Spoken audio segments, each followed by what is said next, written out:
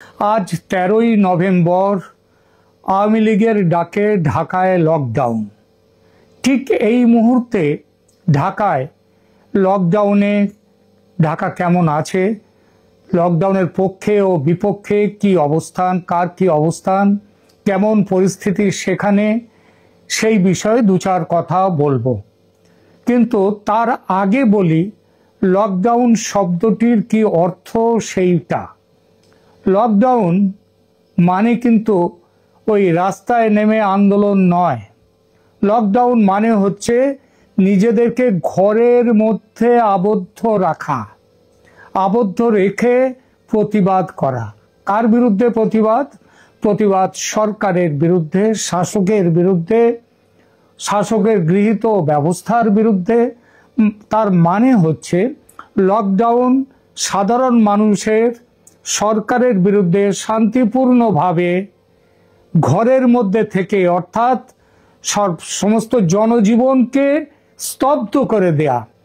জনজীবনকে স্তব্ধ করে দেওয়ার দুটো পদ্ধতি আছে। একটা রাস্তায় নেমে জোর করে সব দোকানপাট, গাড়ি ঘোড়া সব বন্ধ করা, আর একটা হচ্ছে যে রাস্তায় না নেমে শান্তিপূর্ণ প্রতিবাদের মধ্য দিয়ে জনজীবনকে স্তব্ধ করে দেয়া।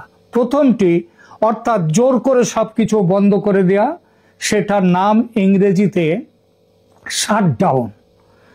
আর ওই যে নিজে ঘরের মধ্যে থেকে শান্তিপূর্ণ পদ্ধতিতে সরকারের বিরুদ্ধে প্রতিবাদ জানাতে জনজীবন স্তব্ধ করে দেওয়াকে বলে লকডাউন।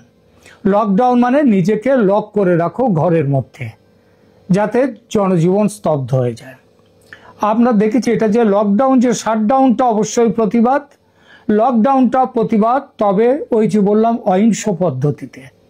এই যে বছর আগে যে কোভিড হয়েছিল সারা পৃথিবী জুড়ে, সেখানে সারা পৃথিবীর বিভিন্ন দেশে লকডাউন হয়েছিল, অর্থাৎ মানুষ চুপচাপ ঘরের মধ্যে ছিল। তাহলে ঢাকায় যে লকডাউন ডেকেছে আওয়ামী লীগ নেতারা কিংবা আওয়ামী লীগের পক্ষ থেকে যে লকডাউন ডাকা হয়েছে, সেটার মানেটা তাহলে কি? আপনারা সবাই জানেন 10 তারিখ থেকে শুরু হয়েছে এই লকডাউনের প্রাথমিক প্রক্রিয়া। সে প্রক্রিয়াটা কি? তারা লকডাউনের সপক্ষে মানুষ, আওয়ামী লীগের নেতা কর্মী সমর্থকরা রাস্তায় নামবে, মানুষকে বোঝাবে যে কেন এই সরকারের বিরুদ্ধে প্রতিবাদ করাটা দরকার। তারা মিটিং করবে, মিছিল করবে। সেগুলো 10 তারিখ থেকে শুরু হয়েছে। 10, 11, 12 3 দিন চলেছে সেই পর্ব। আজ 13 তারিখ। 13 তারিখে তো কারোর কথা নয় রাস্তায় নামা। 13 তারিখে রাস্তায় নেমে বন্ধ করতে হবে। আর গাড়ি ঘোড়া বন্ধ না থাকলে, লোক চলাচল বন্ধ না থাকলে লকডাউন ব্যর্থ। অর্থাৎ যদি লোক চলাচল, জনজীবন স্তব্ধ না হয়, তাহলে লকডাউন ব্যর্থ। এটা বলা যাবে যে হ্যাঁ, জনজীবন সচল থেকেছে। কিন্তু লকডাউন করবার জন্য, অর্থাৎ বন্ধ করার জন্য জনজীবন রাস্তায় নামার কথা আজ 13 তারিখে আওয়ামী লীগের নেই।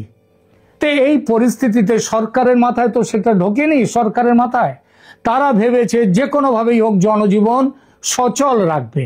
এখন জনজীবন সচল রাখতে গিয়ে সরকার কি করেছে এবং জনজীবন, মানুষ সরকারের বিরুদ্ধে কোন অবস্থান নিয়েছে, এই কথাগুলো নিয়ে একটু আলোচনা করি, দু চার কথা বলি। প্রথম কথা বলি, লকডাউন কেন ডেকেছিল আওয়ামী লীগ সরকার, সেটা আর একটু খোলসা করে বলি। এতক্ষণ তো লকডাউন কথাটার অর্থ বললাম, এবার বলি আওয়ামী লীগ কি তাহলে এই লকডাউন বলতে কি শাটডাউন বুঝিয়েছে? মানে জোর জবরদস্তি সব বন্ধ করে দেবো, সেইটা বুঝিয়েছে? নাকি সত্যিকারের অহিংস পদ্ধতিতে লকডাউন বলেছে? আমি বাংলাদেশের গোলাম মাওলা রনি, তিনি বাংলাদেশের খুব নামী একজন ব্যক্তি, ইউটিউবার তো বটেই, তিনি রাজনীতিবিদ, নেতা, তার অনেক পরিচয় আছে। তিনি একটি ভিডিওতে দেখলাম বলতে শুনলাম যে আওয়ামী লীগ ভুল করে, আওয়ামী লীগের নেতারা লকডাউন বলতে গিয়ে, মানে শাটডাউন বলতে গিয়ে লকডাউন বলে ফেলেছে। কিন্তু আমার মনে হয় সেটা নয়। কেন মনে হয়?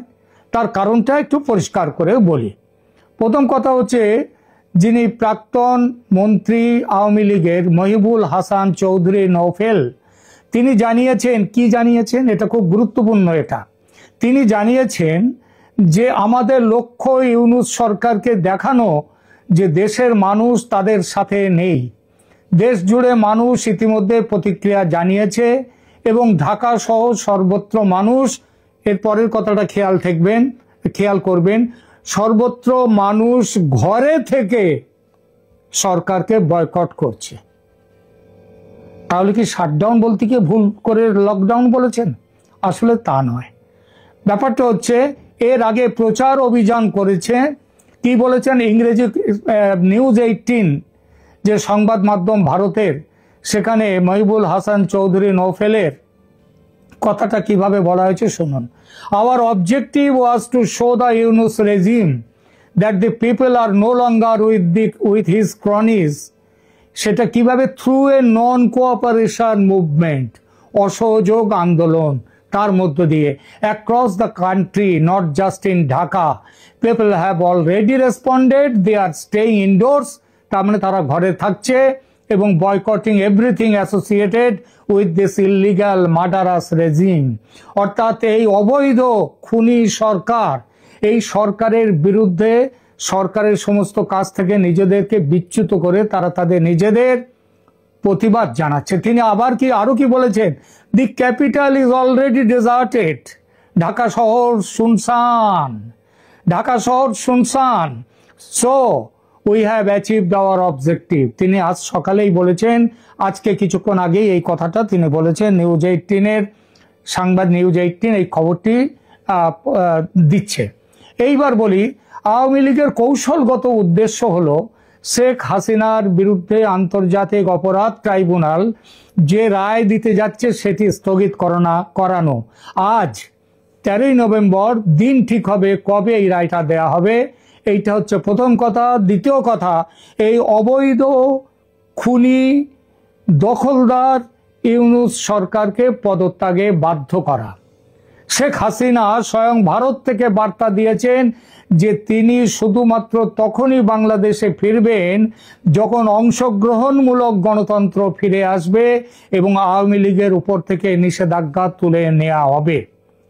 আজকে লকডাউনে আমরা ঢাকায় যে খবর পাওয়া যাচ্ছে, সেই খবরে দেখা যাচ্ছে যে সরকার বিপুল ব্যবস্থা আয়োজন করেছে, বিপুল ব্যবস্থা নিয়েছে, এবং সরকারের সপক্ষে যে দলগুলো আছে সরকারের সঙ্গে, ওই জামাত, এনসিপি, ইসলামী দলগুলো এবং বিএনপি, তাদের সাথে সরকার বৈঠক করেছে ইউনূস। কিন্তু এইবার তারা কি ব্যবস্থা নিয়েছে? তাদের কাছে, এই দলগুলোর কাছে সরকারের পক্ষ থেকে বলা হয়েছিল তাদের ক্যাডারদের রাস্তায় নামানো। ক্যাডারদের কেন রাস্তায় নামাবো? এই একই অভিযোগ কিন্তু এই সরকার করেছিল যখন ছাত্রলীগের, তারা যখন ক্ষমতায় আসেনি, অর্থাৎ গত বছর, বলেছিল আওয়ামী লীগ তাদের ছাত্র সংগঠন তাদের দাঙ্গাবাজদের রাস্তায় নামিয়ে দিয়েছে। আজ ঠিক সেই একই কাজ করছে। সেই একই কাজ করবার উদ্দেশ্যে এই সরকারের পক্ষ থেকে তার সঙ্গে যে রাজনৈতিক দলগুলো, যে রাজনৈতিক সংগঠনগুলো, যে ধর্মীয় সংগঠনগুলো, তাদের কাছে এই একই জিনিস অনুরোধ তাদের কাছে করা হয়েছে আরো বড়ভাবে। সেটা হচ্ছে, আপনারা আসুন, আওয়ামী লীগের তাদের এই যে লকডাউনকে ভেঙে দিন। আরে লকডাউন তো মানুষ ঘরের মধ্যে থেকে করবার কথা, আর সেটা করছেও। ঢাকা শহর শুনশান, সকালের দিকে কিছু বাস টাস চালাবার চেষ্টা হয়েছিল, সেটাও বন্ধ। সকাল থেকে সন্ধে পর্যন্ত এই যে লকডাউনের ডাক দিয়েছে আওয়ামী লীগ নেতাগণ, সেই তাদের যে ডাকটা সকাল থেকে আলো ফোটা থেকে সূর্য অস্ত যাওয়া, সূর্য ওঠা থেকে সূর্য অস্ত যাওয়া, এই যে সময়টা, এই সময়ে প্রথম রাউন্ডে সকালের দিকে তো দেখা যাচ্ছে যে লকডাউন সার্থক, রাস্তা শুনশান ঢাকার। কিন্তু বিকেলের দিকে পরে কি হবে সেটা পরে দেখা যাবে। এই ছাত্র শিবির এবং অন্যান্য সংগঠন তারা লকডাউনের বিরুদ্ধে কি করছে সেই বিষয়ে দু চার কথা বলি। তারা সরাসরি প্রতিরোধমূলক তৎপরতা পরিচালনা করেছে। আজ সকালে তারা ঢাকার বিভিন্ন এলাকায় ওই ছাত্র শিবিরের কেন্দ্রীয় নেতৃত্ব সহ কর্মীরা ঢাকা কলেজের সামনে থেকে শুরু করে সায়েন্স ল্যাব, নীলক্ষেত হয়ে ঢাকা বিশ্ববিদ্যালয়ের রাজু স্মারকে সমাপ্ত হওয়া একটি বড়সড় মিছিল আয়োজন করেছিল। তারা দেশ জুড়ে 14টি পয়েন্টে বসে থাকার সিট আপ, সেই বসে থাকার কর্মসূচির ঘোষণা দিয়েছে। এনসিপি এবং বিএনপি সমেত অন্যান্য সংগঠনও লকডাউনের বিরুদ্ধে প্রতিবাদ র্যালি আয়োজন করেছে। যদিও ইউনূসের সঙ্গে মিটিংয়ে বিএনপি বলেনি যে তারা কি করবে, কিন্তু আজ দেখা গেছে বিএনপি এই জামাত এবং এনসিপির সঙ্গে মিলেমিশে প্রতিবাদ র্যালি করেছে। তারা বলছে আওয়ামী লীগ শিবির অত্যাচার এবং ঐতিহ্যগতভাবে ফ্যাসিস্ট, সুতরাং সরকার ও নিরাপত্তা বাহিনীর প্রস্তুতির সঙ্গে তারা আছে। ব্যাপক নিরাপত্তা ব্যবস্থা ঢাকায় তৈরি হয়েছে, সেখানে নিরাপত্তা অপারেশন চলছে, বাড়ি বাড়ি গিয়ে আওয়ামী লীগ কর্মীদের খোঁজার চেষ্টা হচ্ছে। ঢাকা মেট্রোপলিটন পুলিশ, ডিএমপি এবং আধা সামরিক বাহিনী 17,000 পুলিশ সদস্যকে ডিপ্লয় করেছে। যদিও বলে রাখা ভালো, এই পুলিশ সদস্যরা সরকারের আদেশ মেনে রাস্তায় নেমেছে ঠিকই, কিন্তু তারা সেইভাবে কিন্তু ঝাঁপিয়ে পড়েনি। ঝাঁপিয়ে পড়বেটা কোথায়? কারণ রাস্তায় তো আওয়ামী লীগের কর্মীদের ঘরে থাকার নির্দেশই আছে আজ, এবং সাধারণ মানুষ যে তাদের সঙ্গে আছে তার প্রমাণ হয়ে গেছে যে রাস্তায় লোক নেই। ঢাকা মোটামুটি জনশূন্য ঢাকার রাজপথ। সেনাবাহিনী, র্যাব, বিজিবি এবং বিভিন্ন গোয়েন্দা সংস্থা মাঠে নিয়োজিত রয়েছে, কিন্তু বললাম সেটা ওই দেখনদারির জন্যে। নিরাপত্তা ব্যবস্থার মধ্যে রয়েছে ঢাকার প্রবেশ ও প্রস্থান পয়েন্টে অতিরিক্ত চেক পয়েন্ট স্থাপন। এখানে এই প্রসঙ্গে বলি, আমার কাছে সকাল থেকে বেশ কিছু ফোন এসেছে, আজকেও যেমন এসেছে, গতকালও এসেছে। চট্টগ্রামের এক বন্ধু, তিনি ফোন করেছিলেন, তিনি বললেন যে আমি ঢাকায় চলে এসেছি, আমার আত্মীয়র বাড়িতে রয়েছি।